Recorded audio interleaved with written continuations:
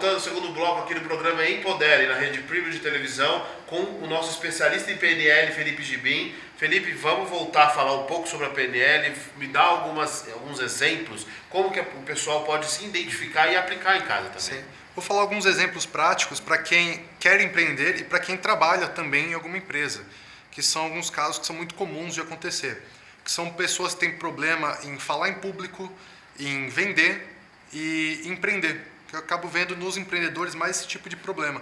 E até mesmo no pessoal que é colaborador da empresa, porque tem dificuldade em vender, em falar em público e em ver que a empresa pode crescer, pode ser uma forma dele crescer dentro da empresa. Teve uma menina que eu atendi, dando exemplos de caso realmente, Sim. que ela veio, a reclamação dela era que ela era muito perfeccionista, ela não conseguia se expressar, falar em público. Fui fazer uma anamnese, a gente foi voltar, fazer umas técnicas que a gente volta no momento que surgiu o problema. E ela lembrou de uma cena da infância, que ela estava numa apresentação de balé na escola, que toda a família foi assistir, e ela foi dar um giro, no final da apresentação de balé, ela foi dar um giro e caiu. Todo mundo aplaudiu, falou, criança a gente dá aquele apoio, né? Terminou a apresentação, todo mundo da família abraçou, falou, nossa, parabéns, estava lindo. Uma das avós chegou para ela e falou, parabéns, estava perfeito, pena que no final você caiu e estragou a apresentação. Da próxima vez você treina mais para não estragar a apresentação dos seus colegas. A avó não falou na maldade. A avó falou querendo o quê? O bem dela, querendo que ela treinasse mais para ter um resultado melhor. Só que para uma criança, ela interpretou como? Eu sou burra, eu sou errada, eu não sou perfeita, eu magoei minha avó, eu estraguei a apresentação, eu estraguei a apresentação de todo mundo, eu nunca faço nada certo, um monte de coisa assim. E além disso, o pai dela reforçava muito a questão do negativo, que sempre que ela recebia os boletins em casa, tinha várias notas 10, 9, e quando tinha um 8, um 7, o pai dela apontava justamente isso. Parecia que esquecia todas as outras notas altas e olhava, mas por que você tirou esse 7 aqui? O que está faltando para você estudar, para você aprender isso aqui? O pai não tinha, novamente, maldade nisso. Só que ele focava tanto no negativo que ela começou a focar nisso também. Então ela começou a buscar ser perfeita na escola, problemas com estresse. Com 12 anos já tomava remédio para ansiedade, para estresse. E ela começou a levar esse problema na escola, na faculdade, no trabalho. E no trabalho, quando ela precisava falar, quando ela precisava apresentar um relatório, ela travava. Tinha que ser tão perfeito que gerava um estresse absurdo. Ela às vezes tinha crise de pânico, tinha que tomar remédio a mais para conseguir entregar um trabalho. Então, tudo por causa de uma ou duas cenas na infância. Que a gente entendendo, a gente conseguiu trabalhar com a PNL, Sim. entendendo o porquê aquilo foi gravado naquele jeito na cabeça da menina e como modificar essa memória. Como se fosse pegando de um arquivo aquela memória, tirando aquela folha com aquela informação, trocando aquela folha e guardando lá. A hora que ela fosse resgatar aquela memória, ela ia ver de uma maneira diferente. Outros casos, tem muita gente que pensa, vendedor é chato. É normal isso. É normal. Mas tudo bem, porque tem uns vendedores que são chatos mesmo, porque eles não sabem, chatos, né? Não sabem como vender, mas aí é questão de aprender técnicas de vendas, que é muito importante. Mas tinha muita gente que já tentou vender, que tinha trauma com o vendedor, ou que não deu certo por um tempo porque não sabia vender, ou porque o pai falava que era ruim vender, que o pai tentou trabalhar vendendo. E teve um caso que eu atendi que ele trabalhava como vendedor do marketing multinível. Ele trabalhava vendendo o produto dele de porta em porta. Era mais produto tipo Tupperware, coisa assim, e vários outros que ele trabalhava junto. São bem difíceis de vender. Sim, e que é um produto que tem um preço mais alto e ele tinha dificuldade de vender. Só que o pai dele tinha sido vendedor antes de porta em porta, que era antes de seguro de vida, de plano de saúde, e não deu certo a empresa. Então ele viu o pai quebrar nisso e ficar sem dinheiro. Então quando ele tentou empreender, ele tinha essa lembrança do pai. Sim. A gente trabalhou essa parte da memória do pai e hoje ele consegue vender tranquilamente os produtos dele. Então uma memória às vezes de ver um familiar, uma pessoa importante que não deu certo, pode afetar isso. Empreendedorismo é muito comum. A gente vê essas notícias, né, de empreendedores que a maioria das empresas no Brasil fecham. Sim. E muita gente que tentou empreender e deu errado. Só que por falta de planejamento, como falamos no bloco passado, ou gente que a família tentou empreender e não deu certo. A família botava crenças que aquilo era errado. Como eu falei, na minha família todo mundo falava de ter emprego, de ter um salário, de ter algo fixo. E eu fui contra isso. Eu tive que me trabalhar para conseguir empreender e ter sucesso. E teve gente que eu atendi que o pai tentou abrir uma empresa e quebrou. Ficou devendo funcionário, tomou processo, casamento teve problema, a criança que tinha antes tudo começou a não ter nada e faltou muita coisa, até comida em casa. Uma pessoa que tem um exemplo desse, ele vai ter um certo bloqueio para empreender. Com certeza. Isso é comum. Então, a PNL a gente consegue trabalhar esses bloqueios, como isso foi salvo na mente dele, para conseguir fluir normalmente. E o engraçado é que a gente se sente preparado. Você falou a questão da faculdade, você faz uma faculdade, você faz um estudo, você estuda, desenvolve, mas dentro desse desenvolvimento, a maioria das vezes, as pessoas não saem preparadas para se vender, vamos dizer assim. Elas introduzem muitas competências, aprendem muitas situações novas de vida, principalmente profissionais, mas não conseguem se vender.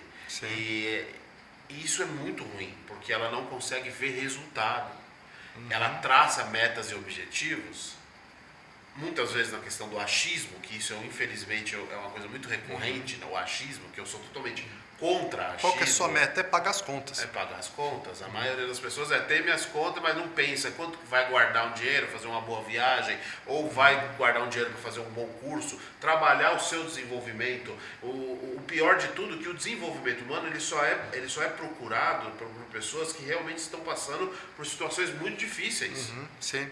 Se a pessoa já procurasse o desenvolvimento humano no auge, ela ia se preparar e criar uma estrutura, principalmente emocional na vida dela, muito maior do que hoje. Sim, igual uma doença. A pessoa procura médico porque quando deu problema e está com a doença, está com problema, e não procura para uma prevenção. Se procurassem para a prevenção, ia evitar um monte de problema futuro e ser muito mais barato do que gastar em remédio, em tratamentos para trabalhar a doença. Quando a gente trabalha com empreendedorismo, com desenvolvimento humano, se você espera dar um problema para você solucionar, você vai gastar muito mais. Se você trabalha prevenção, é muito mais útil e menos dolorido. Né? Dolorido tanto para você que está passando pelaquilo, quanto no bolso também, que tem uma dor muito maior quando você tem que remediar o problema. O desenvolvimento humano ele não serve só para você desenvolver, entender ou achar o que você precisa desenvolver, e sim o que você necessita, que é totalmente diferente. Você está no auge da sua vida profissional, vida pessoal. O que você pode melhorar? O ser humano está numa constante transformação. É aquilo que eu digo, de você trazer realmente, tirar para fora o seu gigante interior. Trazer realmente o seu melhor. E como é que você identifica toda essa transformação? É realmente trabalhando algumas competências dentro do desenvolvimento humano que vai trazer resiliência e diretriz, principalmente, para que você consiga enxergar o caminho correto para você continuar a sua estrada. Contar um caso engraçado. Teve um evento que eu fui de empresários, que teve várias palestras, né, de empresários, e eles começaram a falar, o entrevistador entregava uns prêmios, eu ganhei um prêmio lá e tal. E na entrega desses prêmios, eles fizeram uma entrevista depois da entrega, e a entrevistadora perguntava sempre, como é que está a sua empresa na crise? O que você está fazendo para não quebrar? Era só pergunta orientando o negativo, né? E eu trabalho também com treinamentos, né? Atendimentos e treinamentos. Aí ela veio perguntar para mim, como é que está na crise? Eu falei, olha, para mim está ótimo, porque só contrata terapia, treinamento, quem está com problema. Se não tiver problema, ninguém me contrata. Então, quanto mais problemas as empresas tiverem, as pessoas tiverem, mais me contratam. Então, minha empresa está ótima. A entrevistadora ficou assim, ó. Ela não sabia o que falar. Porque todo mundo estava falando o quê? A crise, nossa, eu fiz isso, tal, tá quebrando, tá ruim. E eu dei uma resposta que ela ficou assim, ela não estava esperando. Por quê? E é a verdade, as pessoas só vão procurar ajuda quando dá problema. Sabe? Então, quando você tem aquela mentalidade de... não é pegar o que agora está ruim, eu vou desenvolver. É pegar o que está bom. Na psicologia, tem uma psicologia positiva que trabalha com isso, que é você entender o que a pessoa tem de positivo, o que ela tem de bom, e potencializar aquilo, que o que você potencializa compensa o que está ruim. Tem até estudos que pegaram pessoas que eram ruins em matemática, por exemplo. Que a gente tem algumas inteligências, tem pessoas que têm mais facilidade em matemática, em línguas, em artes. Pegar uma pessoa que tem dificuldade em matemática natural e coloca um professor particular, ela tirava, sei lá, nota 4 em matemática, com um professor particular ela tira 6. Tira 7, uma nota razoável.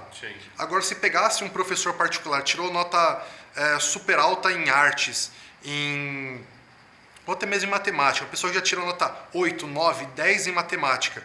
Bota um professor particular, a pessoa gabaritava a prova em minutos e tinha aquele elogio que o professor falava, nossa, nunca vi um aluno de matemática assim. E a pessoa desenvolvia muito aquilo. Então, quando você pega o que a pessoa já é boa e desenvolve aquilo, o resto, a gente não precisa desenvolver tudo, ser perfeito em tudo. Se você tem pontos fortes, você consegue compensar os fracos. Sim. Você trabalha com a parte da empresa, essa parte comportamental. Se você pega uma pessoa que ela é mediana em tudo, ela vai ser aquele funcionário que faz tudo e no final das contas ela não vai ser o melhor para uma determinada atividade. Agora você pega um cara que é muito focado muito bom em comunicação, muito bom em vendas, você consegue pegar essa pessoa e colocar numa área que seja específica para aquilo. Sim. Sabe? Então você consegue adaptar. Se as empresas começarem a entender, não só as empresas, como na verdade os seres humanos no contexto geral, começarem a entender que o desenvolvimento humano agrega na vida delas e não simplesmente coloca empecilhos ou alguma outra forma das pessoas procurar o que vender, né? Trazer o desenvolvimento humano como competência e hábito também, Sim. né? Para que elas entendam que precisam sempre estar trabalhando essa transformação.